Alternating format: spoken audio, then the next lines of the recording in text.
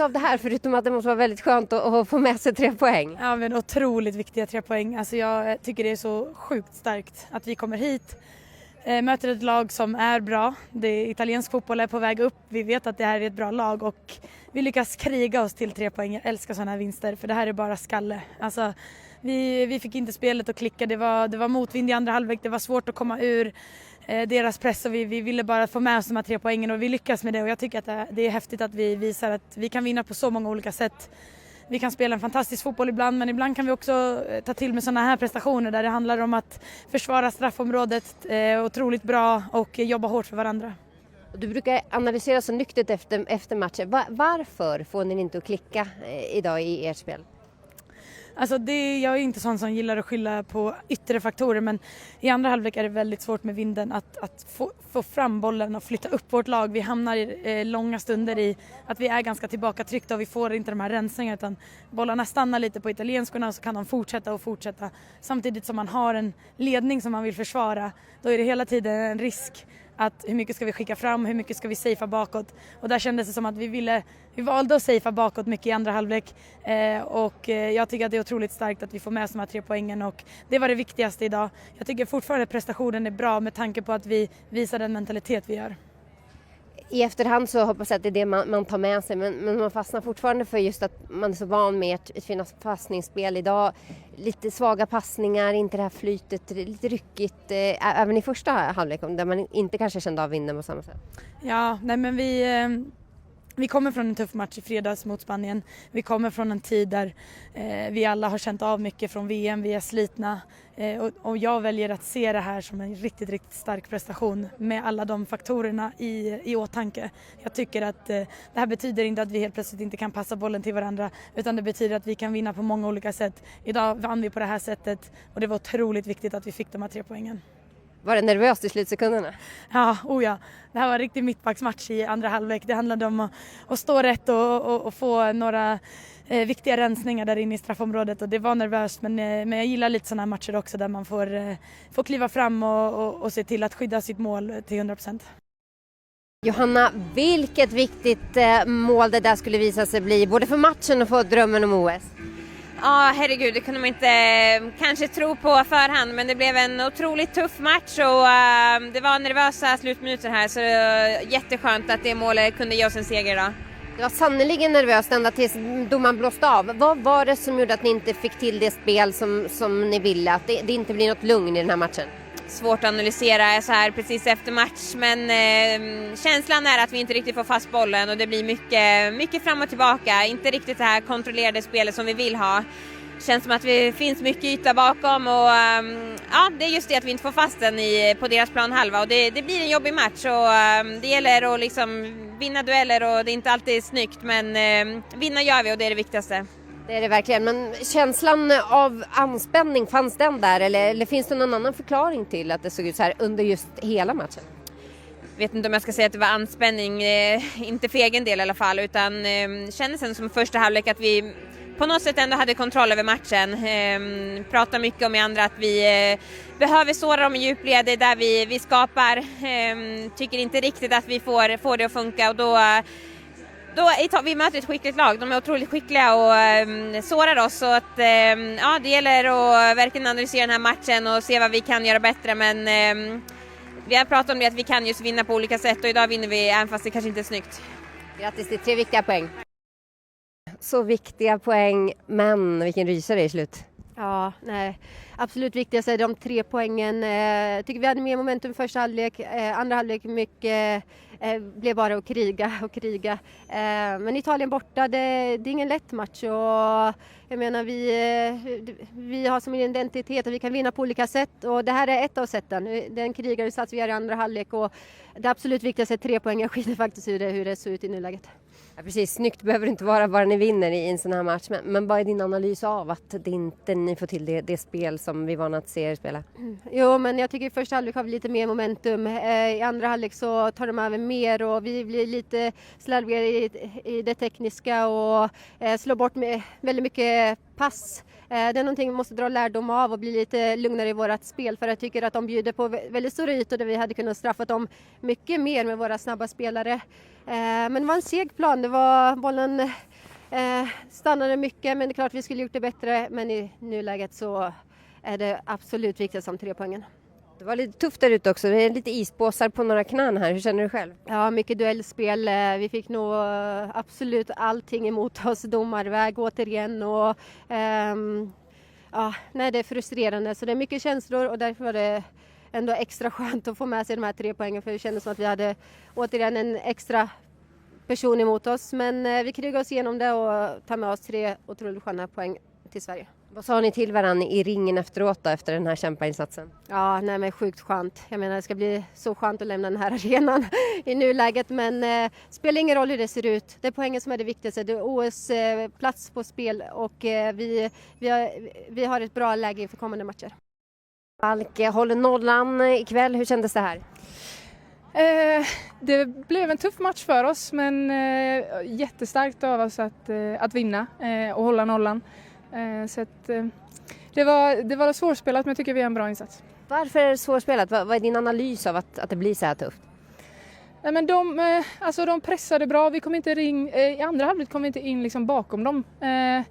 Jag vet inte om det var motvinden eller vad det var, men det var något som gjorde att det kändes som att vi liksom inte riktigt kom upp eller kom ur liksom. Och sen exakt vad det vet jag inte. Hur kände du när du nu får förtroendet då? När fick du beslutet och hur kände du för det? Nej, men det fick jag veta samtidigt som de andra dagen innan. Vad var det mer för fråga? Hur du kände för det här? För det var ju kanske ett beslut som förvånade många med tanke på det förtroendet som Musovic haft tidigare. Nej, men alltså jag har alltid inställningen att jag ska spela. Och jag tycker att jag har gjort det bra i veckan på träningarna. Så jag är jätteglad att jag fick chansen och det kändes bra i det. Hur är din känsla kring att det bör finnas en första målvakt eller är du bekväm med att ni ska kunna alternera mellan er två i såna här viktiga matcher? Alltså om du frågar vem som helst så är det klart att man vill vara ensam första målvakt. Men det är upp till tränarna och jag har haft den här situationen tidigare också i klubblaget, så att det är någonting som jag är bekväm med.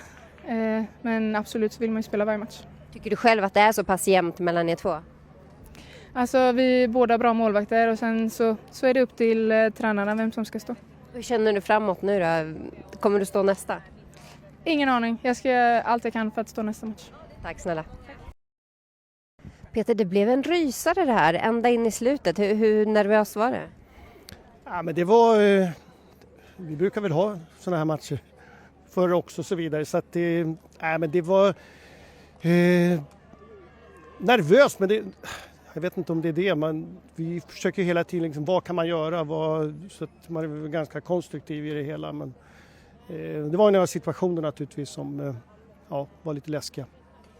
Det är fladdrigt, det blir inte riktigt något lugn, inte det spel jag vet att ni vill ha. Vad beror det på ikväll? Jag vet inte, nummer ett är liksom att ha respekt på den här typen av motståndare. Alltså Italien är ett väldigt skickligt lag. Vi har mött dem några gånger, vi har förlorat mot dem och vi vet att det här är ett skickligt lag, så att jag vet inte vad förväntningarna är att vi ska åka hit och spela ut dem med någonting. Så att idag så tycker jag att vi kampar väldigt bra och sättet vi försvarar på i andra halvlek med både vår backlinje och allting, det tillhör fotbollen också. Så att vi får väl inte riktigt till kontringarna i andra, förutom kanske i början på andra halvlek. Men det här är fotboll på den här nivån, så att då måste man försvara. Det är klart att ett lag som ligger under med 1-0 trycker på och jagar och att vi får lite jobbigt, men så är det.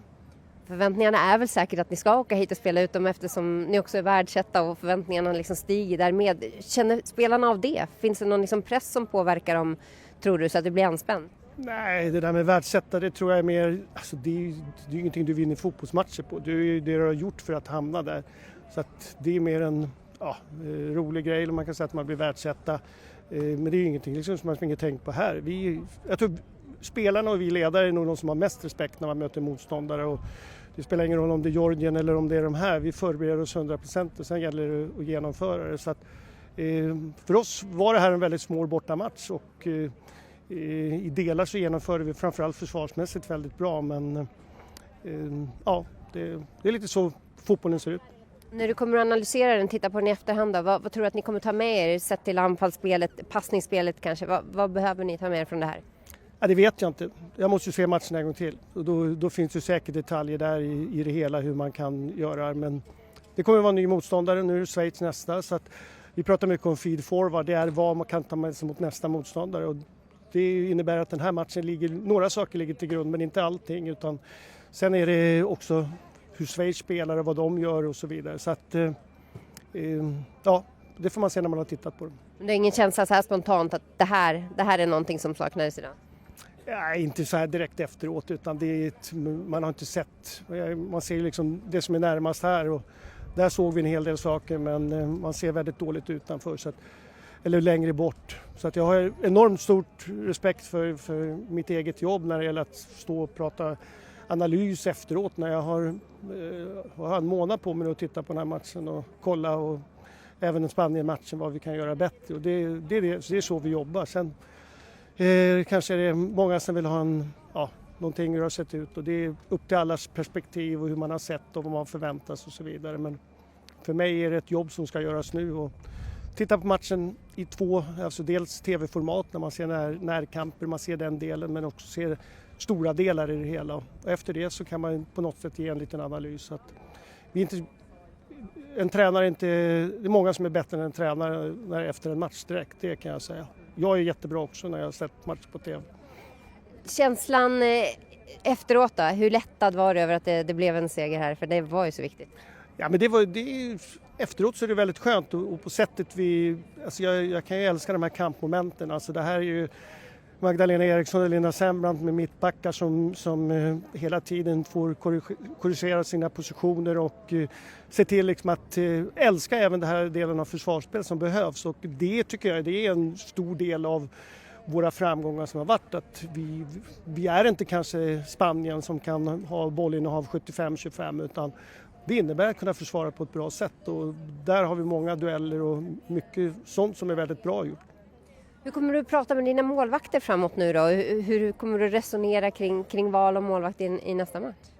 Ja, det får vi se då. Det är, som jag sagt förut, vi har 2 bra målvakter, och ibland är det väldigt små marginaler. Det var små marginaler idag att vi valde Jennifer Falk. Så att, jag har sagt det hela tiden, det är liksom som på varje position vill man egentligen att det ska vara lika jämnt, för att det sporrar, och man måste klara av en konkurrenssituation som elitspelare eller om man är på landslagsnivå. Och målvakter har alltid varit så här lite speciellt i fotboll, medan det i andra idrotter är lite annorlunda, både handboll och hockey och så vidare. Så att, och där kan man ju byta målvakt, eller man gör inte regel det i det här. Och därför tycker jag hela den här debatten, och jag gläder mig åt Arteta nu liksom i Arsenals herrlag, när man börjar prata liksom om att man har 2 målvakter. Sen får vi se hur Ramsdale hanterar det, men för mig har det varit verkligheten sen, i alla fall sen Hedvig Lindahl slutade, så har det varit en verklighet när jag har 2 bra målvakter som tävlar och som man ska välja, och ibland är det små marginaler, så att